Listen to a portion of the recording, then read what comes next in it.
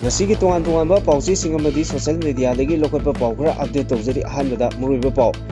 Noneda nongoi kamna bagi thodokta Naga Village Guard ama sire Cobra Commando ani yauna manga sokle ZC Manipurna Inpui Liangmai Rongmai amadi Jimi taba mohon singda matam kaktaba shutdown lauthokre Puyatongda nan Manipuri amana maitai gi nupa ama thangna thilamle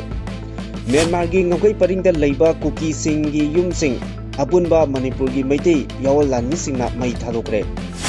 Bangan gi nupi ani bom yonbagi damak police na fare Arambai Tingol gi PRO Robin Mangang Khwairapung gi social media update ka loinana None district ta nongoi kamna khibagi thodokta NACNIM na akan ba condemn torokli Leibak asigi army chief Imphal da laktuna security gi phibam yengsinkre CM na sir loduna cabinet mifam phangkre National Highway 37 Imphal Jiri lambi da apan ba leihandana chathok chasin yahanbagi matangda khanakre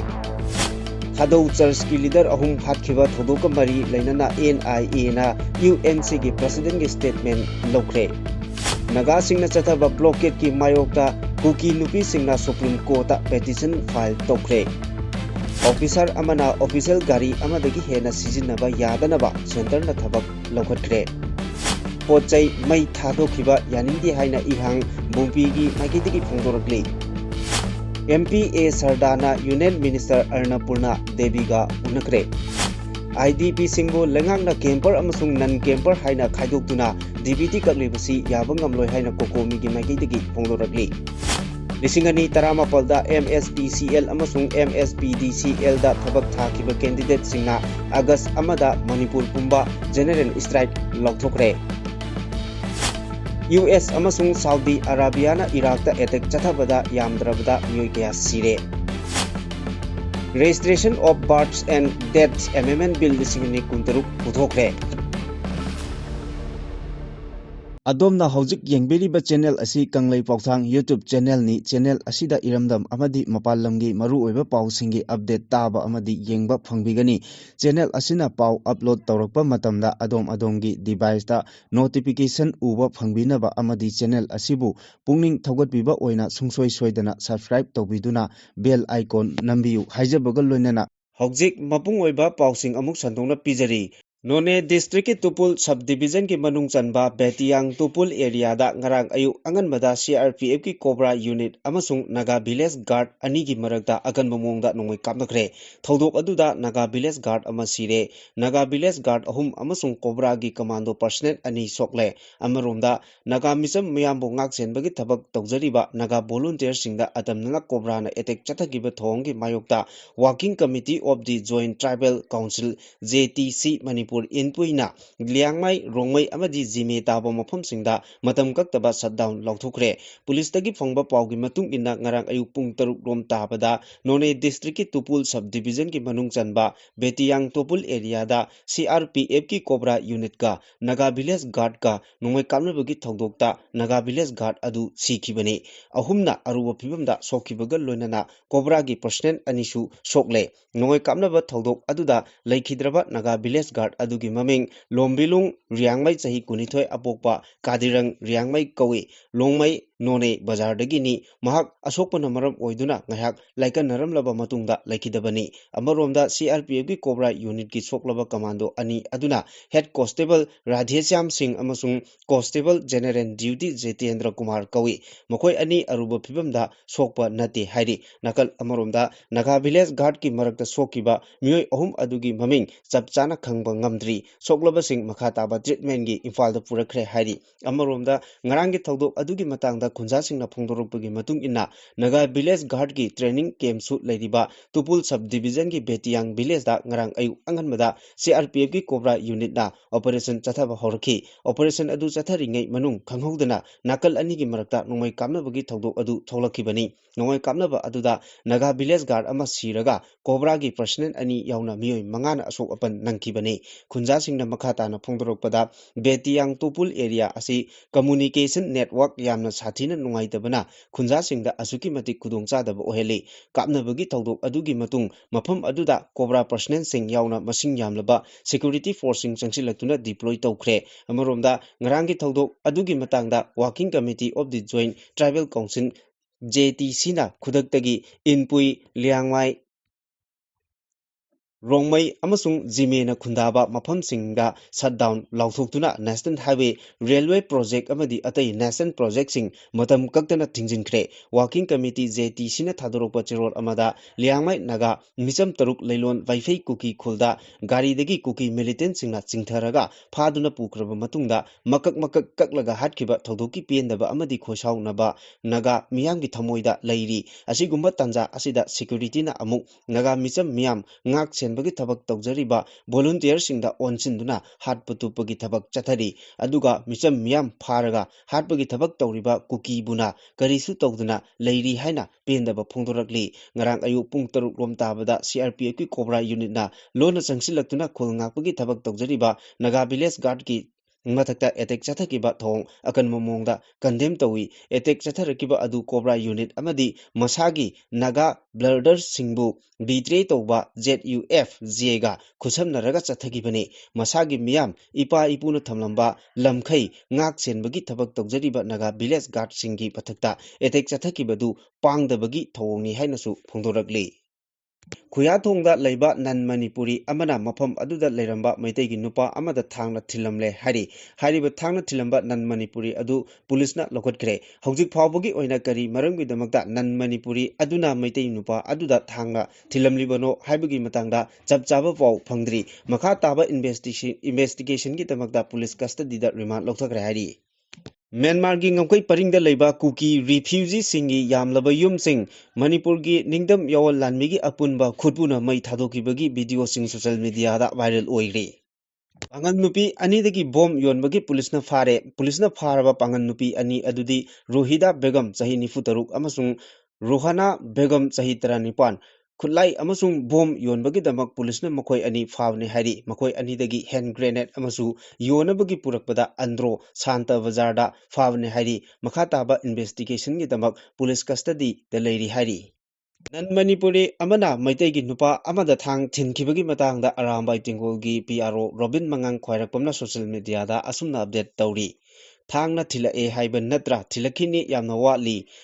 nayumda changlaklaga nupi oibi kayagi ijatchu phongna manghalakhini lambi sorokta chatlingai desu khutpakna tharakini khongpakna su kawrakhini baradu yamna salo adudai nacha nupi lawhallo nasagi najatina lak amada legadaba ingkholdu lak mangada miyancha singda yolo kuiraroi aikhoina haibusu phattaba hekta tai aduna karisu hainingdre tongningdre sahi kungi matungda lamdam asi yengo mark my words noma ebida mawoktabi amana miyancha amabu numidang maiteilon tambala o maitei nupi pi ge haiba amasu uki sigumba miyoisi leirikai noma natraga nomagi asum laikha tarakhigani haina update tawri None district ki Betiang Khulda Naga Village Guard amadi CRPF ki Cobra Commando Unit singi marakta akan mamongda khut thonaki bagi thodokta NACNIM na condemn torakli Betiang Khul ngakpagi thodang loriba Naga Village Guard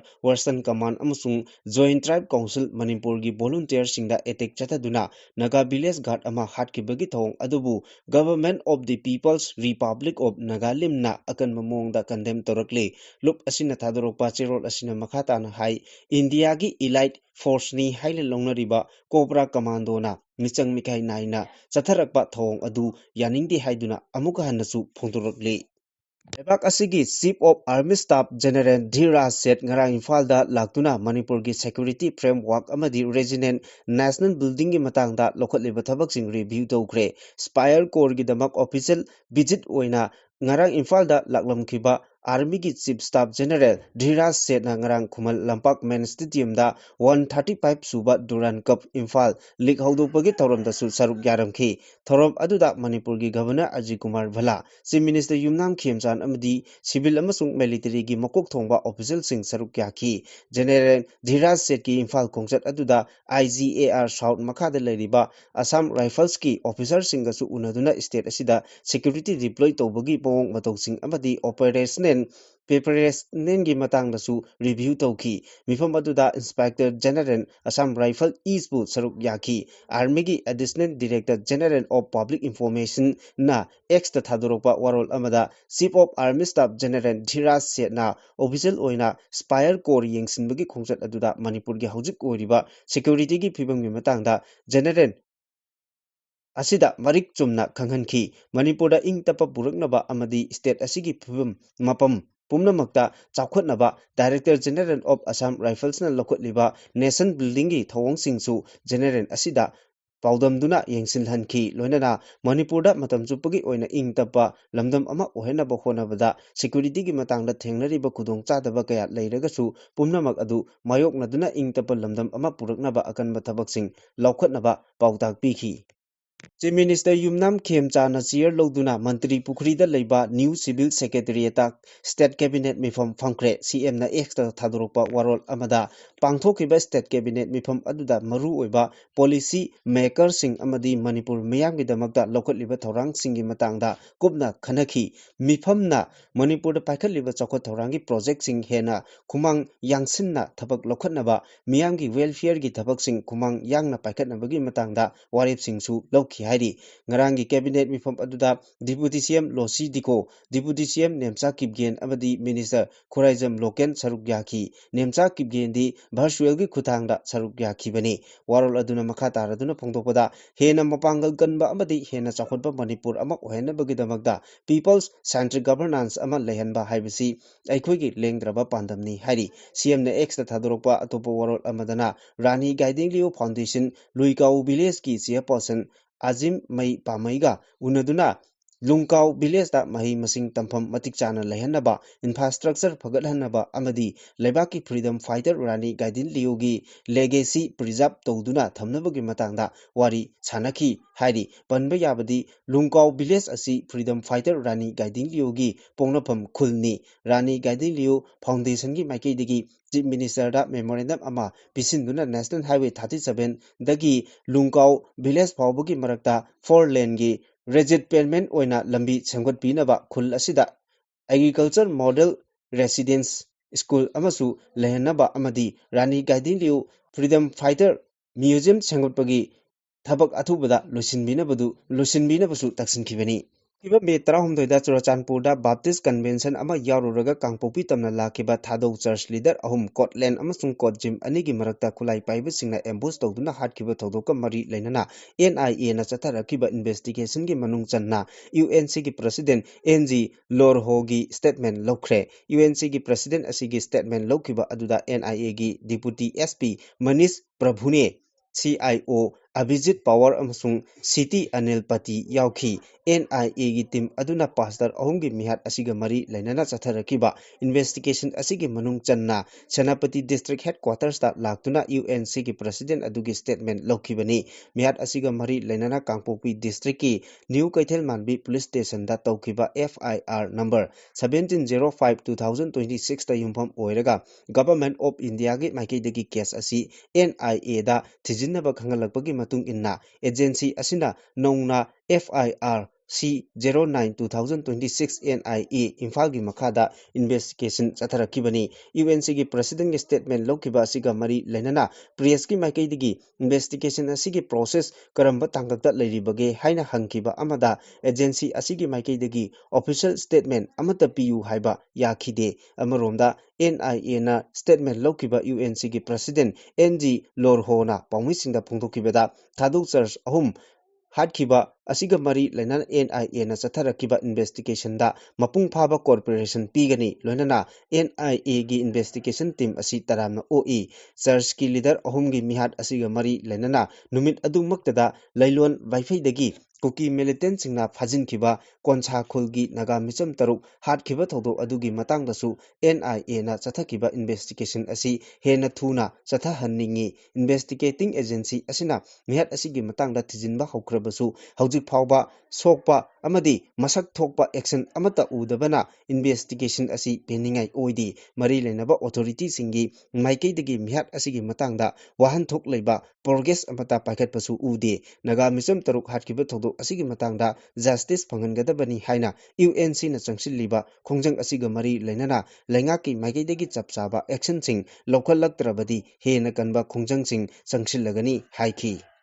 Naga micham taruk kuki singna hatkiba asiga mari lainana UNC na chathariba matam kaktaba blockade asina maram oiraga kuki jo singna namna khundariba jaga singna hidak langthak yauna nomagi tangai fadaba polam sing phangdabagi khamthengna awaba kaya mayok nariba asigi mayokda kuki Women's Organization for Human Rights ki maikaidagi Supreme Court ta petition file tokre organization asigi maikaidagi hairibana UNC na kuki jo singna tariba khulsingda chana thaknaba polam sing supply tawbada thingzilliba asi lona yadaba thawong amani matam kuina chatharagliba blockade asi loisinnaba state lengaki maikaidagi thorang amata paikhatpasu laite maram aduna UNC gi blockade asi khudakta lokthokduna kuki jo khulsingda hidak langthak yauna nomagi mathoktaba polam sing phanghanaba Supreme Court ki maikaidagi mari lainaba singda akanba directive PBU haiba wafamsu yauri Official vehicle sing lana sizinaduna ahenba expenditure chalhaliba asi thingnaba lengakna one official car policy chananaba lengakna akan mathabak lokhatpa hokre center lengakna one official car policy chanaba thorang asi senior bureaucrat singna government ki gari masing khangdana sizinariba asi thingnaba thorang asi lokhalakpani anoba thorang asigi matung inna senior officer amana atopa ministry department public sector amadi autonomous ki body gi ahenba charge mayam ama pujaragasu official vehicle amadagi hena sizinaba yararoi official vehicle sing aranba mongda sizinaba duplication toba yadanaba amadi public resource ningthina sizinanabagi pandamda anoba thorang asi center government na lokhalakpani agency gi pauna hai ministry of finance ki makhada department of expenditure na handak thokiba office memorandum amana union ministry khudingmakta amadi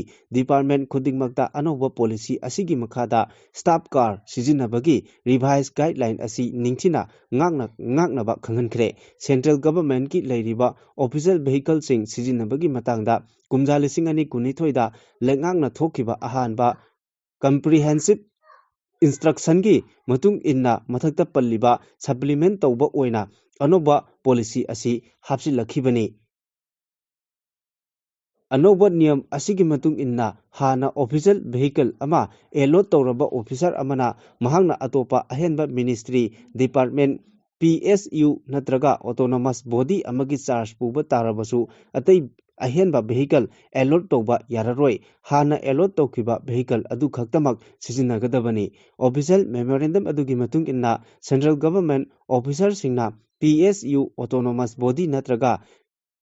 government organization gi gari sing official oiba duty gi traveling natraga authorized oiba tour khaktada sijinanaba natana atai matamda sijinabada tingba thamle ministry gi maikaidagi makhatana ahenba official vehicle natraga sijinadana leiba official vehicle sing unofficial oiba thabakta sijinabagi mahut safe oiba custody da ningthina thamnabasu kanghalli department of expenditure gi maikaidagi phongdorakpada revised instruction asi maru oina administrative efficiency hengatnaba government ki maral sing lana sijinaba thingnaba official transport ta kanagadabada ahenba expenditure sing chatba thingnabani one entitled officer one official car haiba principal asina ministry gi makhada leiriba staff car singi management streamline tawba ngambata natana sel thungi phibamdasu phagatpa ngamlagani hairi Thasigi kuntarukta yangang pokpi amasung thamna pokpi da kuki singi damak pusilakiba hidak langthak amadi pochai kaya maitei amadi tangkol singna mai thaduna mangan kiba adu akan mamongda yaningde haina ihang bungpi working committee na phongdorakli thaudok asigi matangda state lengakna tuminna lesinba asina manipurda lo leitabaga chap manare natraga kuki singi mayokta asigumba thong chathanaba lengakna tangkul amadi maitei singda insilabra haibasi jingnataba ngamde lengaki mathaudi michang mikhai naidana miyambu ngak senba amadi law and order ngaknaba tawbani maramaduna thokriba thodo asigi matangda thijinabagi thabak chathaduna maral leibasing logi matung inna akan macherak pigadabani haina ihang bungpi working committee gi chirol asina lengaki pungning jingsilakli Manipur gi Rajya Sabha gi MP Adhikari Mayum Sardana ngarang Parliament House ta Union Minister for Women's and Child Development Arnapurna Deviga Unaduna, Manipurgi Tongan Isusingi Matanga, Wari Sanakre, Exta Tadorokpa, Warol Amada, Union Minister Arnapurna Deviga Unakiba Aduda, Manipur Dagi, Isu Kaya, Maruoina, Welfare Amadi Manipur the Tokliba Irang Asina, Relief Camp Sing the Sangsa from Logduna Ladiba, IDP Singi, Rehabilitation Matanga, Wari Sanaki, Lunana, Irang Asina Haking Nana Sogalaba, Mui Singi, Welfare Singi Damak, Manipur Lengaki Makadigi, Hana Pisinkiba, Proposal Amadi Demand Sing Tabak Oina, Lokat Piraknabasu, A. Sardana, Union Minister Aduda, Taksinki, Hari, MPA Sardagi Wapam Adu, Union Minister Asina, Munna Tabagal Lunana, Manipur Gimiam Gidamak, Ministry Gi, Maikadigi, Pibayaba, Mating Pigani Haibaga, Lunana, Mangonda Tamlakiva Wapam Sing, Kanaduna Tabak Lokatnaba, Honagani Haibagi Tazaba, Piraki Hari, Lunana, Union Minister Arnapurna, Devina, Manipur Miam Gidamak, Mahaki Maikadigi, Tobaya Tabak, Togani Haibagi, Tazaba Pirakpada, A. Sardana, Tagat Papunduragli. IDP Singbo Camper amasung non camper haina khaidokduna lengakna tha asigi DBT kakpa yaurokpa haibasi yabangamloi warauriba DBT sing asi tha asigi manungda pithoraktrabadi August amadagi hauna kokomi IDP sing amasung lebak miyamna akanma khongjang sangsilagani haina lamfelda leiba kokomi gi office da pangthokiba paugi mifam amada kokomi gi convener YK Dhirena phongdokre IDP singi oiba loop taruki apunba body oiriba Apex Committee on Maitai IDP Singa Punna Pangthokiba Paugi Mifam Aduda YK Dhirena Makhatana Phongdokibada Haukiba Sahi Lisingani Kulumdoiki May Ahumdagi Hauduna Thorakiba Irang Asina Maram Oiraga Mafam Kayadagi Lanjen Naraktuna Magi Mayumda Hanjinba Yadana Lairiba Asi Lengak Asina IDP Sing Asibu Karamba Matamda Masa Masagi Mayumda Hanjil Hangani Haibagi Chapchaba Khangdana Lairi Chairak Asida IDP Singda Lengakna Direct Benefit Transfer gi khutangda piramba kanaba adu IDP singi marakta khaidoktuna piba pidaba haiba wafam ama lakle thawong asi yaba ngamloi thorakliba irang asi Manipur miyamna sillaga thuhankiba nate IDP sing asi maral amata leiba nate miyoi kaya mayumda leiba yadana leiriba asi lengak asina matam chana irang asi loisin hauba amasung loisin haudabadagi thoklakhiba ngaktani thodok asina maram oiraga chaitheng kaya mayokna duna hingnaba relief camp singda changrapam logduna leiriba IDP singi marakta khaibung tanaba relief camp ta leiba amasung leitaba haina khaidokduna mamingtagi piriba DBT singi khudongchaba asi July thadagi kaklagani haina lengaki makidigi lakliba wafam asi miyambu hena wanaba sinba thorang amani wafam asi miyamna yaba sungam ngamloi Manipur miyam amasung IDP singna lengaki thausil asigi mayokta leigani Manipurda ingdapa ningthina hanjinduna IDP sing masagi yumda hanjindriba fawba IDP khudimak chapchaba mityengda kanaba fangangadabani hairakli MSPCL amasung MSPDCL gi Group C amadi Group D gi tongan ba post samapan nga taret launaba haukiba kumja lisingani taramapal da pangthokiba examination gi result haidokpa gi mahuta hairiba recruitment exam asi Manipur da pankiba president rule matamda kakthat khibada yaningdaba phongdokpaga loinana athubada revolve tongnaba result haidokadabani haina exam thakiba candidate singna Babupurada leiba chief minister gi banglo tamna thomjilakre amromda thabak cancel tokiba adu handokpiyu amadi athuba matamda thabak haidokpiyu haina khongjang kaya changsillabasu tabidabadagi mayokta lakliba August amagi numit yungba pung 12 dagi hoduna Manipur pumbada pung 12 gi oiba general strike lauthokle haina All Manipur MSPDCL amasung MSPCL exam completent candidate lisingani taramapal gi JAC na phongdorakli masing yamlaba candidate sing aduna chief minister banglo tamna thomjilakpada mafam aduda mathau toramba security force singna khongjalloi sing adubu thatuna thamki tungda security force singna khongjalloi sing aduga wari chanaduna chief minister gi banglo romdagi takthoraki khongjang aduda saruk yakhiba Dabu Salam koba candidate amana hai exam asigi damak miyoi lising yangkhai manga henbana application form thajinduna exam saruk yakhibani adubu kuiraba matam asi examination haidoraktana lairaklaba matungda Manipurda pankiba PR lengak matamda recruitment examination asi kakthat phikre haujikti exam asida saruk yakhiba candidate kaya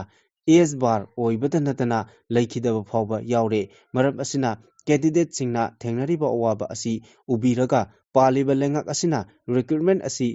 ꯍꯤꯡꯒꯠꯍꯟꯕꯤꯗꯨꯅ ꯂꯧꯈꯤꯕ ꯊꯕꯛꯁꯤꯡ ꯑꯁꯤ ꯍꯥꯏꯗꯣꯛꯄꯤꯌꯨ ꯍꯥꯏꯈꯤ꯫ ꯅꯥꯀꯜ ꯑꯃꯔꯣꯝꯗꯅ Manipur press ꯀ꯭ꯂꯕꯇ ꯄꯥꯎꯃꯤꯁꯤꯡꯒ ꯎꯅꯕ ꯑꯃꯗ JACꯒꯤ member ꯌꯨꯝꯈꯥꯏꯕꯝ ꯃꯅꯣꯖꯅ ꯍꯥꯏ 2017ꯗ MSPCL ꯑꯃꯁꯨꯡ MSPDCLꯒꯤ ꯀꯧꯈꯤꯕ ꯊꯕꯛ ꯑꯗꯨ ꯍꯥꯏꯗꯣꯛꯄꯤꯌꯨ ꯍꯥꯏꯗꯨꯅ ꯀꯨꯝꯖꯥ 2020ꯗꯒꯤ ꯍꯧꯗꯨꯅ ꯉꯁꯤ ꯐꯥꯎꯕ ꯇꯛꯁꯤꯟꯗꯨꯅ ꯂꯥꯛꯂꯤ꯫ ꯂꯩꯉꯥꯛꯅ ꯃꯇꯝ ꯃꯇꯝꯒꯤ ꯑꯣꯏꯅ ꯊꯥꯖꯕ ꯀꯌꯥ ꯄꯤꯔꯛꯈ꯭ꯔꯕꯁꯨ ꯉꯁꯤ ꯐꯥꯎꯕ ꯊꯕꯛꯇ ꯑꯣꯟꯊꯣꯛꯄꯤꯗ꯭ꯔꯤ꯫ ꯍꯦꯟꯅ ꯂꯥꯏꯕꯛ ꯊꯤꯕꯗꯤ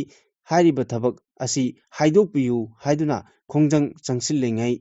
ꯆꯩꯔꯛꯇ ꯍꯧꯈꯤꯕ ꯀꯨꯝꯖꯥ 2025ꯒꯤ ꯁꯦꯞꯇꯦꯝꯕꯔ ꯊꯥꯗ ꯃꯇꯝ ꯑꯗꯨꯒꯤ ꯄ꯭ꯔꯁꯤꯗꯦꯟꯠ ꯔꯨꯜ ꯂꯩꯉꯥꯛꯅ ꯀꯦꯟꯁꯦꯜ ꯇꯧꯕꯤꯈ꯭ꯔꯦ꯫ ꯍꯤꯔꯝ ꯑꯁꯤꯗ ꯀꯣꯔꯠꯇ ꯀꯦꯁ ꯑꯃꯁꯨ ꯂꯩꯔꯤ꯫ ꯃꯍꯥꯛꯅ ꯃꯈꯥ ꯇꯥꯅ ꯍꯥꯏ ꯍꯤꯔꯝ ꯑꯁꯤꯗ ꯃꯅꯤꯄꯨꯔꯒꯤ ꯆꯤꯞ ꯃꯤꯅꯤꯁꯇꯔ ꯌꯨꯝꯅꯥꯝ ꯈꯦꯝꯆꯥꯟ ꯎꯅꯗꯨꯅ ꯋꯥꯔꯤ ꯁꯥꯅꯅꯕ ꯀꯌꯥꯔꯛ ꯍꯣꯠꯅꯖꯔꯕꯁꯨ ꯉꯁꯤ ꯐꯥꯎꯕ ꯑꯦꯄꯣꯏꯟꯠꯃꯦꯟꯠ ꯄꯤꯕꯤꯗꯅ ꯂꯩꯔꯤ꯫ ꯂꯣꯏꯅꯅ ꯃꯦꯃꯣꯔꯦꯟꯗꯝ ꯀꯌꯥ ꯄꯤꯁꯤꯜꯂꯕꯁꯨ ꯄꯥꯎꯈꯨꯝ ꯑꯃꯠꯇ ꯄꯤꯔꯛꯇ꯭ꯔꯤ꯫ ꯂꯦꯞꯇꯅ ꯈꯣꯡꯖꯪ ꯀꯌꯥ ꯆꯪꯁꯤꯜꯂꯕꯁꯨ ꯉꯁꯤ ꯐꯥꯎꯕ ꯅꯥꯗ ꯍꯥꯞꯄ ꯂꯩꯇ꯭ꯔꯤ꯫ ꯃꯔꯝ ꯑꯗꯨꯅ ꯂꯥꯛꯂꯤꯕ ꯑꯥꯒꯁꯠ 1ꯒꯤ ꯅꯨꯃꯤꯠ ꯌꯨꯡꯕ ꯃꯇꯨꯡ ꯄꯨꯡ 12ꯗꯒꯤ ꯍꯧꯗꯨꯅ ꯄꯨꯡ 24 ꯃꯅꯤꯄꯨꯔ ꯄꯨꯝꯕ ꯖꯦꯅꯔꯦꯜ ꯁ꯭ꯇ꯭ꯔꯥꯏꯛꯀꯤ ꯈꯣꯡꯖꯪ ꯆꯪꯁꯤꯟꯅꯕ ꯐꯤꯔꯦꯞ ꯂꯧꯔꯛꯄꯅꯤ꯫ ꯈꯣꯡꯖꯪ ꯑꯁꯤꯕꯨ ꯃꯤꯌꯥꯝꯅꯁꯨ ꯃꯄꯨꯡ ꯐꯥꯅ ꯁꯧꯒꯠꯄꯤꯌꯨ ꯍꯥꯏꯗꯨꯅ ꯖꯦꯅꯔꯦꯜ ꯁ꯭ꯇ꯭ꯔꯥꯏꯛ ꯑꯁꯤꯗ ꯏꯁꯦꯟꯁꯤꯌꯦꯜ ꯁꯔꯚꯤꯁꯁꯤꯡꯗꯤ ꯀꯣꯟꯁꯤꯜꯂꯣꯏ ꯍꯥꯏꯔꯛꯂꯤ꯫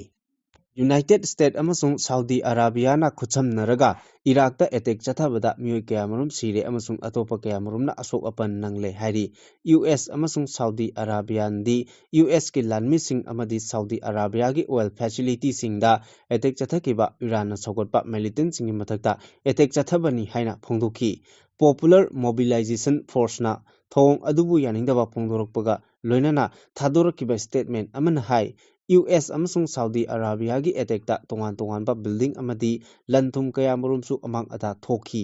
US ꯄ꯭ꯔꯁꯤꯗꯦꯟꯠ ꯗꯣꯅꯥꯜꯗ ꯇ꯭ꯔꯝꯞꯅ ꯏꯖꯔꯦꯜꯒꯤ ꯃꯍꯥꯛꯀꯤ ꯐꯝ ꯃꯥꯟꯅꯕ ꯕꯦꯟꯖꯥꯃꯤꯟ ꯅꯦꯇꯟꯌꯥꯍꯨꯒ ꯋꯥꯁꯤꯡꯇꯟꯗ ꯎꯅꯗꯨꯅ ꯋꯥꯔꯤ ꯁꯥꯅꯈ꯭ꯔꯕ ꯇꯨꯡꯗ ꯑꯦꯇꯦꯛ ꯑꯗꯨ ꯆꯠꯊꯔꯛꯈꯤꯕꯅꯤ꯫ ꯂꯨꯆꯤꯡꯕ ꯑꯅꯤꯅ ꯎꯅꯈꯤꯕꯗ ꯏꯖꯔꯦꯜ ꯑꯃꯁꯨꯡ ꯂꯦꯕꯥꯅꯟꯗ ꯃꯃꯥꯡ ꯊꯥꯗ ꯈꯨꯌꯦꯛ ꯄꯤꯅꯈꯤꯕ ꯐ꯭ꯔꯦꯝꯋꯥꯔꯛ ꯕꯤꯜ ꯑꯃ ꯊꯕꯛꯇ ꯑꯣꯟꯊꯣꯛꯄꯒꯤ ꯃꯇꯥꯡꯗ ꯈꯟꯅ ꯅꯩꯅꯈꯤ ꯍꯥꯏꯔꯤ꯫ ꯍꯧꯖꯤꯛ ꯃꯈꯥ ꯇꯥꯔꯛꯄꯗ ꯑꯔꯣꯏꯕ ꯄꯥꯎ ꯌꯨꯅꯤꯌꯟ ꯍꯣꯝ ꯃꯤꯅꯤꯁꯇꯔ ꯑꯃꯤꯠ ꯁꯥꯍꯅ ꯉꯔꯥꯡ ꯂꯣꯛ ꯁꯚꯥꯗ registration of births and death amendment bill 2023 ꯄꯨꯊꯣꯛꯈ꯭ꯔꯦ꯫ ꯍꯧꯖꯤꯛ ꯆꯠꯊꯔꯤꯕ ꯄꯥꯔꯂꯤꯌꯥꯃꯦꯟꯠꯀꯤ ꯅꯣꯡꯖꯨ ꯃꯤꯐꯝ ꯑꯁꯤꯗ ꯃꯥꯡꯖꯧꯅꯅ ꯄꯨꯊꯣꯔꯛꯈ꯭ꯔꯕ public examinations prevention of unfair means amendment bill 2023ꯒꯤ ꯃꯇꯥꯡꯗꯁꯨ ꯂꯣꯛ ꯁꯚꯥꯗ ꯃꯈꯥ ꯇꯥꯅ ꯈꯟꯅ ꯅꯩꯅꯈꯤ꯫ ꯑꯣꯄꯣꯖꯤꯁꯟꯒꯤ ꯃꯥꯏꯀꯩꯗꯒꯤꯗꯤ ꯑꯦꯟꯇꯤ ꯄꯦꯄꯔ ꯂꯤꯛ ꯕꯤꯜ ꯑꯁꯤꯅ ꯇꯣꯉꯥꯟ ꯇꯣꯉꯥꯟꯕ ꯀꯝꯄꯤꯇꯤꯇꯤꯚ ꯑꯦꯛꯖꯥꯃꯤꯅꯦꯁꯟꯁꯤꯡꯗ ꯑꯔꯥꯟꯕ ꯊꯧꯑꯣꯡ ꯆꯠꯊꯕ ꯃꯄꯨꯡ ꯐꯥꯅ ꯊꯤꯡꯕ ꯉꯝꯂꯣꯏ ꯍꯥꯏꯅ ꯌꯥꯅꯤꯡꯗꯕ ꯐꯣꯡꯗꯣꯛꯈꯤ꯫ ꯇꯨꯡꯗ ꯌꯨꯅꯤꯌꯟ ꯃꯤꯅꯤꯁꯇꯔ ꯑꯔꯖꯨꯟ ꯔꯥꯝ ꯃꯦꯘꯋꯥꯜꯅ ꯁꯨꯄ꯭ꯔꯤꯝ ꯀꯣꯔꯠ ꯅꯝꯕꯔ ꯑꯣꯐ ꯖꯖ ꯑꯦꯃꯦꯟꯗꯃꯦꯟꯠ ꯕꯤꯜ 2023 ꯍꯥꯎꯁꯇ ꯄꯨꯊꯣꯛꯈꯤ꯫ ꯍꯧꯈꯤꯕ ꯃꯦ ꯊꯥꯗ ꯏꯟꯗꯤꯌꯥꯒꯤ ꯄ꯭ꯔꯁꯤꯗꯦꯟꯠꯅ ꯆꯠꯅꯍꯟꯈꯤꯕ ꯁꯨꯄ꯭ꯔꯤꯝ ꯀꯣꯔꯠ ꯅꯝꯕꯔ ꯑꯣꯐ ꯖꯖꯦꯁ ꯑꯣꯔꯗꯤꯅꯥꯟꯁꯀꯤ ꯃꯇꯥꯡꯗ ꯇ꯭ꯔꯤꯅꯃꯨꯜ ꯀꯣꯡꯒ꯭ꯔꯦꯁꯀꯤ ꯁꯧꯒꯠꯇ ꯔꯥꯏ, ꯔꯦꯚꯣꯂꯨꯁꯅꯔꯤ ꯁꯣꯁꯤꯌꯦꯂꯤꯁꯠ ꯄꯥꯔꯇꯤꯒꯤ NK ꯄ꯭ꯔꯦꯝꯆꯟꯗ꯭ꯔ ꯑꯃꯁꯨꯡ ꯀꯣꯡꯒ꯭ꯔꯦꯁꯀꯤ ꯗꯤꯟ ꯀꯣꯌꯥꯀꯣꯁꯦ ꯌꯥꯎꯅ ꯑꯣꯄꯣꯖꯤꯁꯟꯒꯤ MPꯁꯤꯡꯅ ꯁ꯭ꯇꯦꯆꯨꯔꯦꯔꯤ ꯔꯤꯚꯣꯂꯨꯁꯟꯁ ꯄꯨꯈꯠꯂꯛꯈ꯭ꯔꯕꯅꯤ꯫